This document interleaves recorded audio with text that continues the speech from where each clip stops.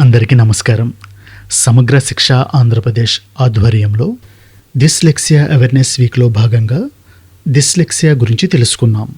వాళ్ళు ఎలాంటి ఇబ్బందులు ఎదుర్కొంటారు, వాటిని ఎలా అధిగమించాలి అనే విషయాలు కూడా డిస్కస్ చేశాం.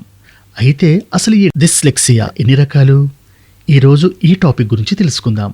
డిస్లెక్సియా గురించి ఒకసారి రివైజ్ చేద్దాం. డిస్లెక్సియా అంటే ఏమిటి?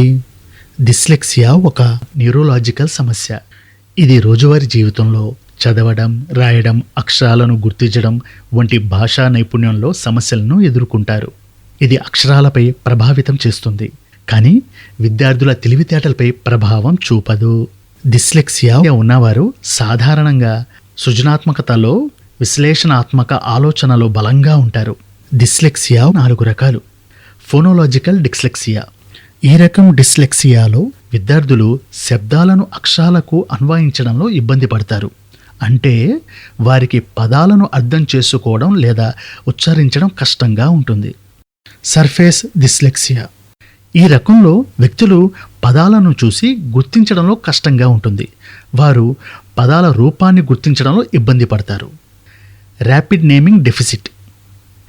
ఈ రకం డిస్లెక్సియాలో వ్యక్తులు అక్షరాలను లేదా నంబర్లను వేగంగా గుర్తించి పేర్లు చదవడంలో కష్టపడతారు.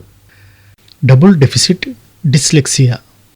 ఈ రకం డిస్లెక్సియా ఉన్నవారు ఫోనోలాజికల్ సమస్యలతో పాటు ర్యాపిడ్ నేమింగ్లో కూడా ఇబ్బందులను ఎదుర్కొంటారు.